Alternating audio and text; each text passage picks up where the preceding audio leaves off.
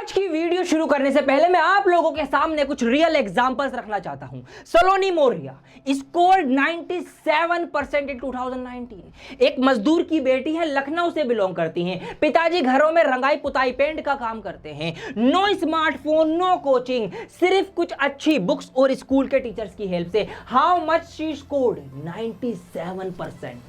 Another example is Tushar Rishi scored 95%। Bone cancer से सफर होने लगे तो उस बीमारी से अपने आप को डिस्ट्रैक्ट करने के लिए पढ़ाई में ही झोंक डाला, और ऐसा झोंक डाला कि without any coaching he scored 95%। साथ साथ एक बुक भी लिख डाली द पेशेंट नाम से। क्यों बता रहा हूं मैं ये सब आपको? क्या लेसन आप ले सकते हैं, क्या सबक सीख सकते हैं आप इन कहानियों से? सबक आपको यही सीखना चाहिए कि not focus on our limitation. आपको अपनी लिमिटेशन पे, अपनी इनकन्वीनियंस पे और अपनी डिफिकल्टीज पे फोकस नहीं करना चाहिए। आपको फोकस करना चाहिए अपने गोल्स पर, अपने सॉल्यूशंस पर, और उन चीजों पर फोकस करना चाहिए जो आपके लिए मैटर करती हैं, जो आपके लिए जरूरी हैं। क्योंकि मैं ये समझता हूं कि सलोनी और तुषार से तो बेटर पोजीशन पे ही होंगे आप, हर तरीके से उनसे बेहतर जिंदगी गुजार रहे होंगे आप, यही सच भी है। तो आप फोकस कीजिए उन चीजों पे जो आपके लिए मैटर करती हैं। बीइंग अ स्टूडेंट, अभी आपके बोर्ड एग्जाम होने वाले हैं, क्या क्या चीजें आपके लिए मैटर करती हैं? आपके लिए मैटर करती है अभी टर्म 2 की वेटेज। क्या वेटेज रहेगी, कैसे वेटेज रहेगी, अगर कम होगी तो क्या असर पड़ेगा आपके मार्क्स के ऊपर, अगर बढ़ेगी तो भी क्या असर पड़ेगा, वो मैं आज आपको बताऊंगा इस सेशन के अंदर। और इंपॉर्टेंट डूज एंड डोंट्स, क्या आपको अब करना चाहिए और क्या बिल्कुल नहीं करना चाहिए, इसके ऊपर मैं आपसे बात करने वाला हूं आज, जो कि बहुत ज्यादा प्रैक्टिकल होने वाली है। और साथ में आपका फोकस होना चाहिए आपके माइंडसेट के ऊपर। मतलब आने वाले अब 30 दिनों के अंदर क्या माइंडसेट आपका होना चाहिए, कैसे आपको सोचना है, किन चीजों के बारे में नहीं सोचना है, क्योंकि माइंडसेट बहुत बड़ा रोल प्ले करता है एग्जाम में परफॉर्म करने के ऊपर। अगर मैं बात करूं तो जैसा माइंडसेट बना के जाएंगे, जैसा माइंडसेट लेके जाएंगे, वैसे ही आपकी परफॉर्मेंस रहेगी। तो इन सभी बातों पर प्रैक्टिकल वीडियो आज मैं लेकर आया हूं, एक एक चीज के ऊपर चर्चा करेंगे डिटेल के अंदर। बहुत प्रैक्टिकल वीडियो है, पूरी वीडियो आपको एंड तक देखनी है। आइए शुरू करते हैं। स्वागत है आप सभी का आपके अपने चैनल डियर सर में।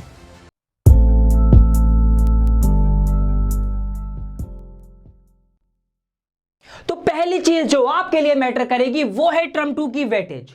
दोस्तों बहुत ज्यादा चांसेस हैं कि टर्म 2 की वेटेज बढ़ा दी जाए, 50% से बढ़ाकर 70% तक कर दी जाए। क्यों कर दी जाए, इसका रीजन सुन लो। क्योंकि टर्म 2 जो है बिल्कुल नॉर्मल एकेडमिक ईयर की तरह हुआ। ऑफलाइन स्कूल्स खोल दिए गए, बच्चे स्कूल्स में जाकर पढ़ाई करी है, बच्चों ने तैयारी हुई है, पढ़ाया गया है, तो इसीलिए टर्म 2 की वेटेज ज्यादा मानी जाएगी। दूसरी वजह यह हो सकती है कि स्टूडेंट और पेरेंट जो है वो टर्म 1 के रिजल्ट को लेकर सेटिस्फाइड नहीं थे। उनको ऐसा लगा कि चेकिंग सही तरीके से नहीं हुई, इसीलिए उनके जो नंबर है, मार्क्स है, वो टर्म 1 में कम आए, इसीलिए टर्म 2 की वेटेज बढ़ जाएगी। अगर वेटेज बढ़ी तो आपके रिजल्ट पे क्या असर पड़ेगा, अच्छा और बुरा, सुन लो बहुत ध्यान से। देखिए मैं ये मान लेता हूं कि आपने टर्म 2 की तैयारी नहीं करी, आपने टर्म 1 में करी, अच्छे नंबर आ गए, आप खुश हैं, टर्म 2 की तैयारी हो जाएगा, दे देंगे जैसे मर्जी। अब अगर टर्म 2 की वेटेज 70% तक बढ़ा दी गई तो क्या होगा, वेटेज बढ़ा दी गई है और ये वाले नंबर अब ज्यादा मैटर करेंगे फाइनल रिजल्ट के अंदर। अब आपने टर्म 2 अच्छे तरीके से नहीं दिया, नंबर आपके आए कम नंबर आए, ज्यादा प्रेफरेंस, ज्यादा इंपॉर्टेंस इन्हीं को मिल रही है, कम वालों को, तो फाइनल रिजल्ट कैसा आएगा आपका, कम परसेंटेज वाला। समझ में आ रही है बात? इसी तरीके से मैं मान लेता हूं टर्म 2 में आपने अच्छी तैयारी करी और अच्छे पेपर देके आए आप, अच्छे आपकी परसेंटेज बनी। अब आपकी परसेंटेज मार्क्स आपके ज्यादा अच्छे आए टर्म 2 के अंदर और इन्हीं को ज्यादा प्रेफरेंस दी जा रही है, 70% प्रेफरेंस भी इन्हीं को दी जा रही है, तो फाइनल रिजल्ट कैसा आपका होगा, ज्यादा होगा, अच्छा होगा। समझ में आ गई बात? तो इस तरीके से टर्म 2 की वेटेज बढ़ने से इसके मार्क्स भी बढ़ेंगे, इसके मतलब प्रेफरेंस इनको ज्यादा दी जाएगी और फाइनल रिजल्ट आपका यही बढ़ाएगा। तो इसीलिए कोई आपके पास चांस नहीं है, टर्म 2 ही एक ऐसी चीज है जो आपके स्कोर को, फाइनल रिजल्ट को डिसाइड करेगी। उसको बढ़ा भी सकती है, उसको घटा भी सकती है, सिर्फ डिपेंड करेगा आपकी तैयारी कैसी है टर्म 2 की। तो पहला जो पॉइंट है, वेटेज टर्म 2 की आपके लिए मैटर करती है या नहीं करती? यस, बिल्कुल करती है, मैंने आपको क्लियर कर दिया है। दूसरा पॉइंट है इंपॉर्टेंट डूज एंड डोंट्स, क्या नहीं करना, क्या करना है, आइए इस पर चर्चा करते हैं। तो पहले मैं आपको बताऊंगा डोंट्स, क्या नहीं करना आपको।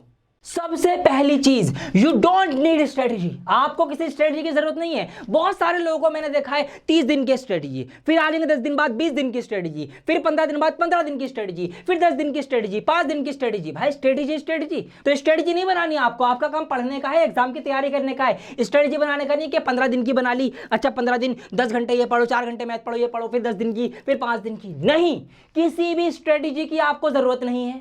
दूसरी बात, you don't need special notes. किसी भी स्पेशल टाइप के नोट्स की जरूरत नहीं है कि इसके नोट्स ले लिए, किसी दोस्त के बने हुए नोट्स ले लिए, किसी के नोट्स खरीद लिए, किसी भी स्पेशल नोट्स की जरूरत नहीं। सिर्फ अगर आपने अपने खुद के नोट्स बना रखे हैं वही इनफ है आपके लिए, क्योंकि उसी को आप अच्छे तरीके से समझ पाएंगे कि आपने क्या नोट्स बनाए हैं और क्या लिखा है, ये सब चीजें।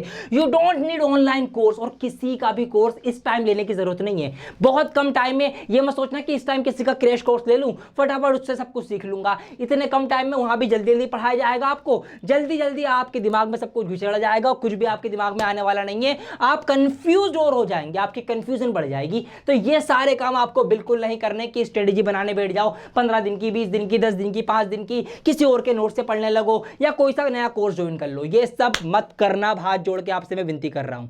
अब ये नहीं करना तो क्या करना है वो भी सुन लो, बताता हूं आपको। करना आपको ये है, सबसे पहली चीज आपको आनी चाहिए टाइम मैनेजमेंट। ये जिसने एग्जाम में कर लिया समझ लो वही पूरा पेपर करके आएगा और सही तरीके से करके आएगा। Time management. दूसरी चीज है प्रैक्टिस पेपर वाइज, प्रैक्टिस करनी पड़ेगी paper wise. Practice is the key, यही सबसे जरूरी चीज है इस टाइम में जो आपको करनी चाहिए। तीसरी चीज है सेल्फ इवेल्युएशन, स्वयं मूल्यांकन। खुद का इंट्रोस्पेक्शन करो, खुद को इवेल्युएट करो, कितने सवाल सही कर रहे हो, कितने गलत कर रहे हो, कहां आप गलती करते हो, कौन कौन सी गलती कर रहे हो, कौन से टॉपिक आपके वीक है, कहां पर आपसे मिस्टेक्स हो रही है, क्यों हो रही है, क्या रीजन है, क्यों कॉन्सेप्ट क्लियर नहीं है, वो सब आपको यहां पर करना है। और क्या करना है, focus on weak topics via NCERT. जो भी आपके टॉपिक वीक है, जो भी आपने यहां पे अपने आप का सेल्फ मूल्यांकन करा, जो गलतियां जो कमियां आपको पता लग रही हैं उनको पढ़ो, उनको समझो एनसीईआरटी की हेल्प लेकर। ये आपको अब करना चाहिए। तो एक एक करके बताता हूं ये करना कैसे है, क्योंकि मैंने आपसे कहा था प्रैक्टिकल वीडियो है, तो एक एक चीज आपको प्रैक्टिकल करके बताऊंगा। तो डूज के अंदर पहली चीज है वो है टाइम मैनेजमेंट। टाइम को कैसे मैनेज करना है। मैं घर पे बैठ के तैयारी करने वाले टाइम की बात नहीं कर रहा, किसी स्ट्रेटेजी की बात नहीं कर रहा, वो आपको बहुत अच्छे से पता है कि आपको घर पे बैठ के तैयारी करते टाइम कौन से सब्जेक्ट को कितना टाइम देना है, किसकी आपकी कैसी तैयारी है। मैं बात कर रहा हूं उस टाइम मैनेजमेंट की जो आपको एग्जाम हॉल में, एग्जाम सेंटर में, अपनी क्लास में बैठ के करना है। जब क्वेश्चन पेपर आपके सामने होगा तब कैसे टाइम मैनेज करना है वो आपको बताता हूं। बहुत प्रैक्टिकल टिप है, ध्यान से सुनिएगा, इसका स्क्रीनशॉट भी ले लो आप, आपके काम आएगा, आपको याद रहेगा। ये देखिए क्या करना है, मैथ्स की बात कर रहा हूं, इंग्लिश का भी बताऊंगा, सोशल साइंस और साइंस का भी है मेरे पास। देखिए ध्यान से सुनिए, section A B C, 3 section आपके आने हैं। सेक्शन ए के अंदर 2-2 नंबर वाले 6 सवाल आएंगे, तो 6 दूनी 12। एक सवाल को सिर्फ 3 मिनट दीजिए, आराम से 3 मिनट में होगा, तो 6 3 18। अरे मैं 20 मिनट मान लेता हूं, जाओ 20 मिनट में आपको सेक्शन ए करना है, आराम से होगा। इसी तरीके से सेक्शन बी में आते 4 सवाल करने हैं आपको, 8 से 10 मिनट दीजिए आप एक सवाल को। मैं 10 मिनट भी मान रहा हूं तो 40 मिनट, 10 मिनट में एक सवाल आराम से होगा। तो 40 मिनट में आपको सेक्शन बी लगाना है और सेक्शन सी में आपके जो सवाल हैं 10-10 मिनट आपको लगाने। तो इस तरीके से 20 मिनट एक सवाल में, यहां लग गए 2 सवाल होते हैं। इसी तरीके से इस वाले में थोड़ा ज्यादा टाइम लगा लेना आप, केस बेस्ड है। वैसे ये भी 20 मिनट में हो जाएगा, फिर भी मैं ज्यादा से ज्यादा मैक्सिमम मान के चल रहा हूं कि 25 मिनट आपने इसमें लगा लिए आराम से। 25 मिनट में 2 सवाल नहीं कर सकते क्या? आधे घंटे में 2 सवाल हलवा बहुत आसानी से होंगे। तो अगर आप इसका सम करेंगे तो सब कुछ टोटल करने के बाद भी 15 मिनट आपके एग्जाम में बच जाएंगे, जिसमें आप अपना रिवीजन कर सकते हैं, दोबारा से पूरा पेपर चेक कर सकते हैं, कोई सवाल में अटकन हो रही हो वो कर सकते हैं। तो इस तरीके से गिवन टाइम के अंदर आपको आराम से पूरा का पूरा पेपर करने को मिल जाएगा, पूरा पेपर होगा। यह आपका मैथ्स का है। इसी तरीके से बिल्कुल दोस्तों मैं आपको दे रहा हूं साइंस का भी, इसका भी स्क्रीनशॉट ले लीजिए। ये साइंस का टाइम मैनेजमेंट है कि साइंस में आपको कैसे टाइम मैनेज करके चलना है।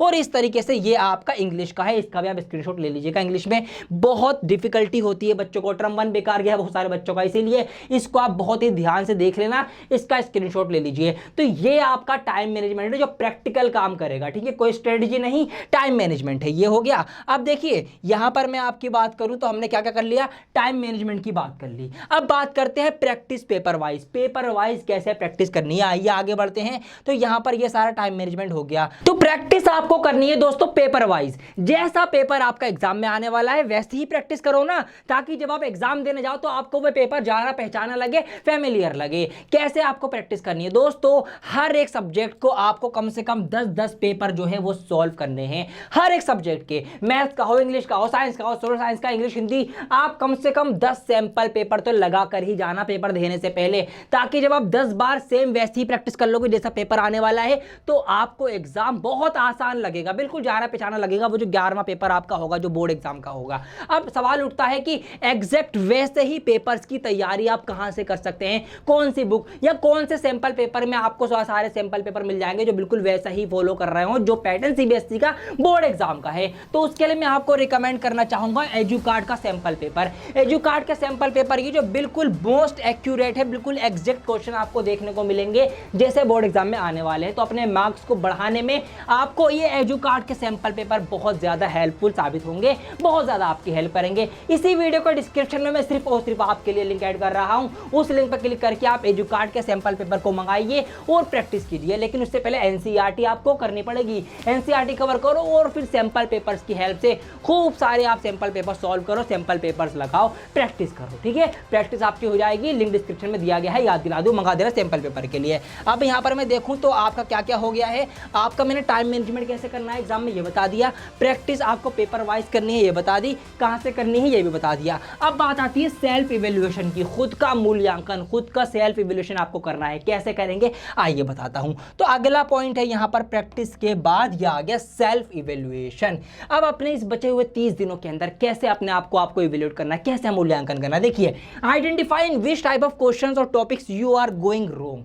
अब जब आप प्रैक्टिस करेंगे, सैंपल पेपर लगाएंगे, तो आप ऐसा तो नहीं है कि सारे के सारे सवाल सही कर देंगे, गलतियां होंगी। गलतियां करने के लिए तो सैंपल पेपर सॉल्व कर रहे हैं ना, ताकि गलतियां सारी अभी हो जाएं, बोर्ड एग्जाम में ना हो, अभी हो जाएंगी। अब आप पता कीजिए कि आपकी गलतियां कहां हो रही हैं, कौन से सब्जेक्ट के कौन से टॉपिक के अंदर, कौन से सवाल के अंदर आपने गलतियां की हैं, कहां पर आपने कौन सा सवाल गलत किया है, चाहे साइंस का हो, मैथ्स का हो, इंग्लिश का हो। मैं सारे सब्जेक्ट की बात कर रहा हूं आज मैं मैथ्स की बात नहीं कर रहा, सिर्फ हर सब्जेक्ट का सैंपल पेपर लगाइए, गलतियां होंगी, फिर उन गलतियों को आप देखिए कि कहां पर कौन से सवाल में कौन से चैप्टर की क्या गलती आपसे हुई है। गलती आपने पकड़ ली, अपनी मिस्टेक देख ली, अच्छा मैंने ये सवाल गलत कराए, इस वाले सवाल के अंदर ये चीज़ लगानी थी, मैंने फॉर्मूला गलत लिखा है। गलतियां आप पकड़िए अपनी, उनको लिखिए एक तरफ के ये सब्जेक्ट के अंदर ये चैप्टर ये टॉपिक यहाँ पर ये मेरी गलती है। उसके बाद क्या करना है, now how CBSE paper checkers cut marks for missing step.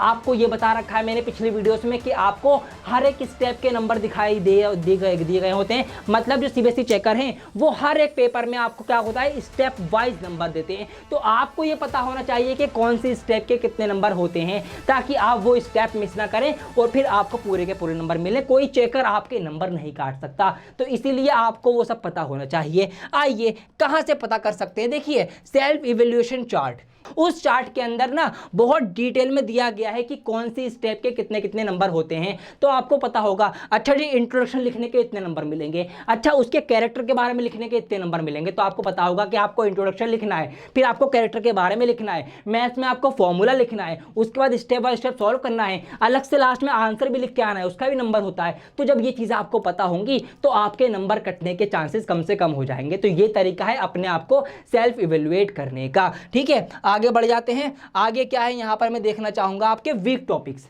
जैसा कि मैंने आपसे कहा कि सैंपल पेपर आप जब सॉल्व करेंगे तो आपसे गलतियां होंगी, उन गलतियों को लिखना। अब जो भी गलतियां आपसे, जो भी मिस्टेक हुई हैं, रिविजिट योर वीक टॉपिक्स, उनको आप दोबारा से देखो। किसकी हेल्प से, हर एक सैंपल पेपर में जो भी आपने गलतियां करी हैं भैया उनको देखो। एनसीईआरटी की हेल्प लो, एनसीईआरटी आपकी सबसे पहली प्रेफरेंस होनी चाहिए। उसके अंदर से आप उसको दोबारा से अगर जरूरत पड़े सीखने की, दोबारा से उसको समझो, सीखो कि क्या गलती, क्यों गलती हुई आपने, कहां पर कौन सी डेफिनेशन गलत लिख दी, कौन सा फॉर्मूला गलत लगा दिया, उसको आपको दोबारा से पढ़ना है, उसको आपको याद करना है।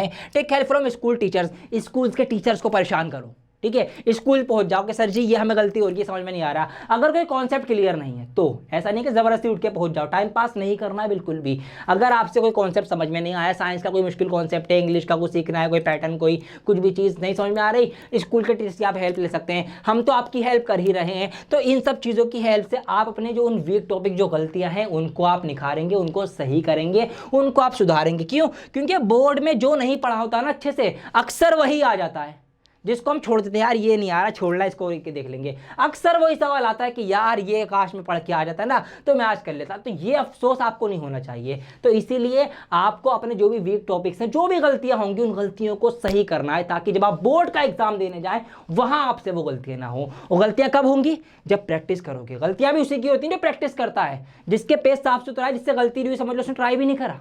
तो गलतियां कब होंगी? जब आपने प्रैक्टिस करी होगी। प्रैक्टिस कहां से करेंगे? एजुकार्ड के सैंपल पेपर की बुक मंगाइए, वहां से आप दबा के सैंपल पेपर सॉल्व कीजिए हर एक सब्जेक्ट का, तो आपकी गलतियां जो होंगी उनको फिर आप सीख करिए, सुधारिए। तो इस तरीके से आपकी एक प्रैक्टिकल तैयारी होगी। तो यहां पर मैंने आपको क्या क्या बता दिया है, अब मैं दोबारा से पीछे आना चाहूंगा। तो यहां पर आपको मैंने सेल्फ इवैल्यूएशन बता दिया, focus, weak topics, via NCERT ये भी आपको बता दिया। तो सारे आपको मैंने यहाँ पे डूज बता दिए हैं। तो टर्म 2 की वेटेज आपके लिए क्या और कितना मैटर करती है, ये मैंने आपको बता दिया। सारे इंपॉर्टेंट डूज एंड डोंट्स मैंने आपको बता दिया कि क्या आपको नहीं करना है, क्या आपको करना है, बहुत डिटेल में आपको बता दिया है। अब ये तीसरा मोस्ट इंपॉर्टेंट पॉइंट है जो कि है 30 डे माइंडसेट। इस वक्त आपको ऐसा माइंडसेट रखना है जो कि बहुत ज्यादा पॉजिटिव हो, आपको पॉजिटिव थिंकिंग रखनी है, आपको काम रहना है, कुछ भी हड़बड़ाहट में नहीं करना है, उल्टे सीधे डिसीजन नहीं लेने हैं, बेतुके तरीके से पढ़ाई नहीं करनी है, टाइम मैनेजमेंट का ध्यान रखना है। देखिए, रिवाइज फ्रॉम सेल्फ नोट, जो आपने खुद से नोट्स बनाए होंगे, खुद से आपने लिखा होगा, क्वेश्चन सॉल्व करे होंगे, लॉन्ग क्वेश्चन लिखे होंगे, खुद से आपको जो भी करा है उसको आप रिवाइज कीजिए, उससे आप रिवाइज कीजिए। नो एक्सटर्नल नोट्स नाउ, किसी और के नोट्स अब मत लीजिए। अब जो आपके पास इतना कम टाइम बचा है, सिर्फ अपने नोट्स से ही तैयारी कीजिए, एनसीईआरटी से तैयारी कीजिए, सैंपल पेपर सॉल्व कीजिए, अपना सेल्फ इवैल्यूएशन कीजिए, फिर उन गलतियों को खत्म कीजिए। ऐसा आपको माइंडसेट लेके चलना है। दूसरा पॉइंट है बी ग्रेटफुल। भाई शुक्र अदा करो ऊपर वाले का। क्या कमी है तुम्हारे पास? क्या तुम्हारे पास कोई मजबूरी है? मैंने आपको 2 एग्जाम्पल क्यों दिए, वो इसीलिए दिए थे कि भैया देख लो कैसे कैसे सर्कमस्टेंसेस में रहकर भी बच्चे क्या क्या उखाड़ लेते हैं जिंदगी में, 95 97 स्कोर कर लेते हैं। तो आपके पास तो सारी अपॉर्चुनिटी है, टेक्नोलॉजी है, स्कूल टीचर है, ट्यूशन टीचर है, यूट्यूब है, हम लोग हैं, सब कुछ आपके पास अवेलेबल है, बुक्स है, सैंपल पेपर है, किसी भी चीज़ की कमी नहीं है। तो भैया ग्रेटफुल रहो, ठीक है, इससे आपको सुकून मिलेगा, पीसफुल आप रहेंगे, अच्छे तरीके से तैयारी कर पाएंगे, ठीक है। Goals in not 40 out of 40, गोल 40 में से 40 लाना नहीं है। हर बच्चा, लाखों बच्चे पेपर देंगे कि सबके 40 में से 40 आएंगे? नहीं, हर बच्चे के 40 में से 40 नहीं आ सकते, नहीं आते, कोई बात नहीं। आपका गोल होना चाहिए ऑनेस्ट एफर्ट, जो आप एफर्ट डाल रहे हैं, जो आप मेहनत कर रहे हैं, वो ईमानदारी से करें। आपका गोल यही होना चाहिए कि मुझे अपना बेस्ट देना है, जितनी मेरी अब तक तैयारी है उस तैयारी को मैं और अच्छा अपलिफ्ट करके इन 30 दिनों के अंदर अपना बेस्ट दे के आऊँगा, ठीक है। मेरे फिर कितने भी मार्क्स आए, मुझे पता है कि अगर मैं अपना बेस्ट दूंगा तो मेरे ज़्यादा से ज़्यादा अच्छे मार्क्स ही आएंगे। ऐसा आपको अपना माइंडसेट रखना है कि भैया बेस्ट एफर्ट दूंगा, मैं अपनी पूरी कोशिश करूंगा, फिर जो भी मार्क्स आए मैं उससे सेटिस्फाइड रहूंगा, क्योंकि मैंने पूरी मेहनत से लाए होंगे वो, इसीलिए मैं उससे सेटिस्फाइड होऊंगा। तो इसीलिए सिर्फ अपने ऑनेस्ट और अपने बेस्ट एफर्ट्स डालिए, पूरी मेहनत करिए दिलो और जान से, बस you are the best in your own way, बस ये समझ लीजिए अपने तरीके में आप खुद बेस्ट हैं। तो बस यही आपका माइंडसेट होना चाहिए, पॉजिटिव हो, काम हो, तैयारी करनी है, बेस्ट एफर्ट डालनी है, अपनी ऑनेस्ट एफर्ट, अपनी मेहनत करनी है, पूरी शिद्दत और लगन से आपको तैयारी करनी है। किसी से अपने आप को कंपेयर मत कीजिए, ऊपर वाले का, भगवान का, जिस भी भगवान पे आप बिलीव करते हैं उसका आप शुक्र अदा कीजिए, उसका धन्यवाद कीजिए, तो आपको थोड़ा सा पीसफुल माइंड रहेगा, थोड़ा सा आप सुकून में रहेंगे। तैयारी कीजिए, एग्जाम दे के आइए।